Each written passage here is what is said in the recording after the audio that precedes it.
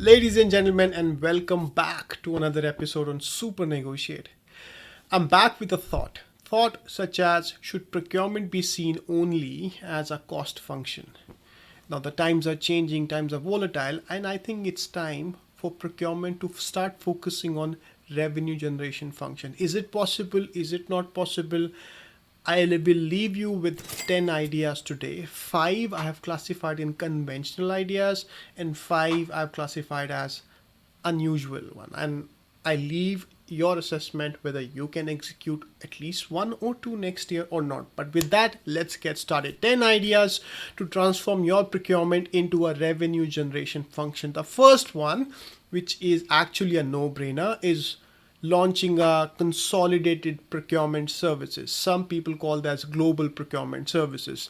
You're actually doing the consolidation activities. If you can find other organizations having the similar demand, you can consolidate the demand and do a group negotiation for your company and for others company, and you can charge commission, subscription, whatever you want to dice and slice.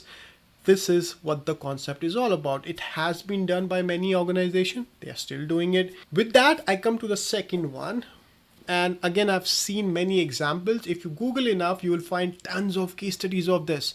Joint product development, meaning your technology department, you as a procurement, and 1 or 2 of your strategic suppliers sit down, go through the specs line by line of your top 2, top 3 best selling products, and you try to strip down the version. If you can reduce the cost, package it into a new product and sell it into the market under your brand name.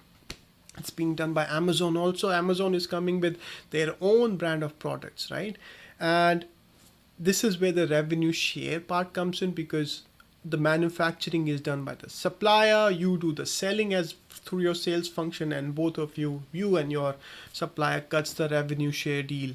And it's not only limited to your market. If your supplier has tie up with some retailers, push your product in that direction, get the revenue shares out. So this was the second idea. The third one is related to inventory management.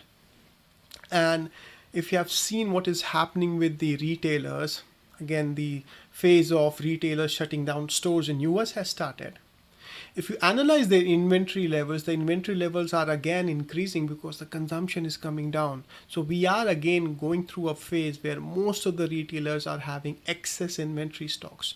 And it's not only limited to retailers. If you look at the manufacturing companies, even their inventory levels are starting to rise. And it always cyclic, because when the consumption is down, you will always have slow moving, non-moving inventory stocks. Supply chain team needs to be active again. Now, if you put a procurement marketplace to sell the excess inventories, which may not be applicable for all the items, but it's definitely applicable for some. If you can come up with a procurement marketplace and start selling this, not only are solving your working capital issue, you are also getting the external revenue generated by selling these excess inventory pieces. Sounds a bit unconventional. With that, I move to the fourth one, and this is on the line of the best practices research or consulting, if you may say, and it's going to upset your consultants. And this fourth one is about launching commodity specific or trade specific is the key here, advisory services. Because when someone wants to invest, or when someone wants to work with a new product or work with a new supplier, or want to look at the price trends, the advice from the consulting firms, it's not really accurate. If you backtest most of the predictions done by the consulting firms, they are far off from what happened in the reality. You are doing this day in and day out. You have much better insights than general presentations coming from consultants. So if you can launch this as a commodity specific advisory services, you are having a much better chance of generating external revenue, because you are leasing out your expertise for certain specific markets, suppliers, commodities, etc. And that brings me to my fifth idea, which is, again, it's not an unconventional one. It's called procurement financing or supply chain financing. It's being done by many companies now.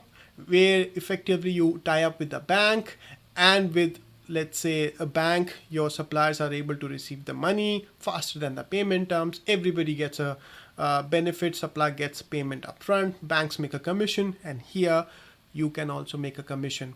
The another aspect of this is, if you don't want to be dependent upon bank, you can work with your finance team, and if case you can come up with offering interest lower than the market but higher than your own company's cost of capital, you can actually generate more money by leasing out trade finances to your tier 1 suppliers, right?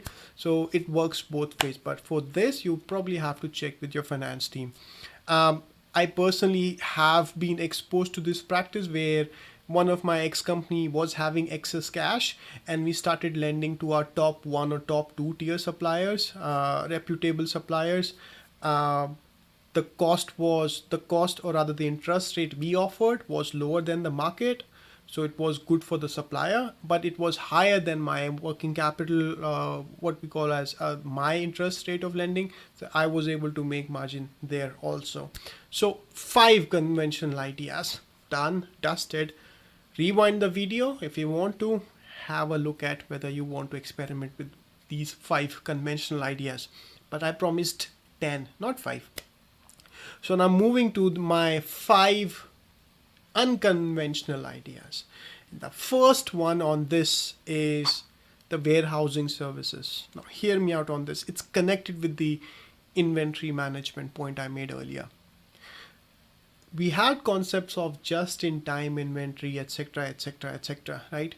So most of the factories will have a huge warehouse, multiple warehouses closer to their factories, so that you can get the material from those external warehouses into your factories in time.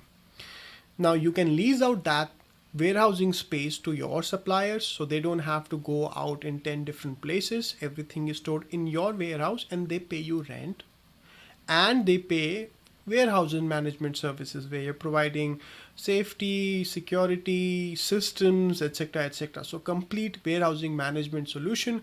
Not only it works for your suppliers because they save, let's say, X amount of money by reaching out to different warehouses, but it saves you as well because you are now closer to vendor managed inventory concept, right? Have I done this before? Yes, we did this project in one of my ex-companies. We actually established a big warehouse outside my largest factory, and then we started renting the space out to my suppliers, competitive rate than the market. And we were offering complete VMS or WMS services, warehousing management services, and vendors were paying me for this. So revenue center generation. But why I put it as unconventional? It's hard to change supply chain mindset. It's a more people problem. It's not whether it can be done or cannot be done. You will face a lot of resistance initially getting this concept accepted in your organization. But if you can do it, it's a revenue making function. All right. The 6th one, or the second unconventional idea here, is IP selling. As a procurement or as an organization, you develop a lot of tools in-house. Lot of tools. I'm not talking about the tools that you buy from the market. And I'm also not talking just the tools. I'm talking about the approaches to buy, approaches to screen, approaches to your tendering, anything. Now, if you start looking at the things that you are not using or you can actually sell in terms of IP, if the usage for yourself has expired, you can make tons of revenues using the IP reselling. So if you just take a stock of amount of tools you are not using in-house and you have licenses for them for perpetuity, can you actually start looking into IP reselling, IP selling, etc., etc. So that's the idea I had in terms of making procurement a revenue function. The 7th one is something that is happening, but by third parties. It's related to sustainability. So you know the model already. Organizations are buying sustainability credits to reach their net zero goals. So the way whole process works is an organization or a third party will come to your factory and they will audit your manufacturing process or whatever it is to establish whether you are carbon positive or carbon negative. In case you are carbon negative, you are given certain credits which you can sell in the market to other companies. And these third-party platform providers just connect companies who are carbon negative with companies who are looking to offset their credits. Now, if you start selling your sustainability credits, you can actually make good revenue out of this. The ninth one I have is capacity leasing or excess capacity leasing.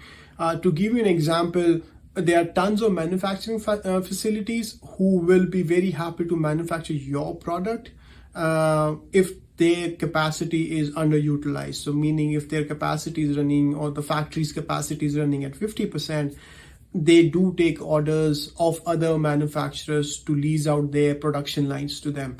So if you have excess capacity available, you can actually lease out that to other manufacturers. Is it being done? Yes, absolutely. I've seen plenty of examples of manufacturers leasing out their excess capacity to even competitors, so that they can run, and at least their plant utilization levels are at 90%, which is a healthy rate for a manufacturing capacity to have. So look out for capacities which are underutilized if you can just resell them to other manufacturers. The last is, it might look very small, but for your tier 2 suppliers or tier 1 suppliers, maybe it is actually a good cost saving project.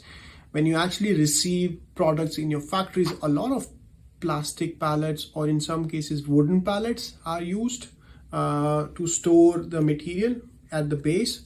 Now these plastic pallets, most of the companies, doesn't matter US, doesn't matter China, anywhere, most of the companies will end up throwing them. And it makes no sense, because these are really good quality plastic pallets or wooden pallets. You can resell these plastic pallets or wooden pallets to your sub-suppliers, so they don't have to buy it, and you can actually make revenue out of it. I was working with 1 or 2 suppliers who were interested in my ex-job as a buyer, and we started selling the plastic pallets to my suppliers, and we were making revenue out of it. So all these examples that I've quoted, at least few of them I have personally seen in action, and we were making our procurement function as a revenue generation function. Can it meet most of the cost? I may or may not have that answer yet, but it's the step in the right direction. And again, I'm leaving you with a thought, because it's not a conventional thinking. I know as a CPO, you will only see procurement's core job is to fight the costs, and it's only core buying services. But I think everyone in the company should use procurement as a revenue generation function and a strategic function. And I think it's one of these initiatives can actually help you offset your Center of Excellence costs. So that's it. Thank you so much for joining me for this video. I'll try to be regular in my next video with upcoming topics, but for now, thank you so much. I'll see you in the next one. Goodbye.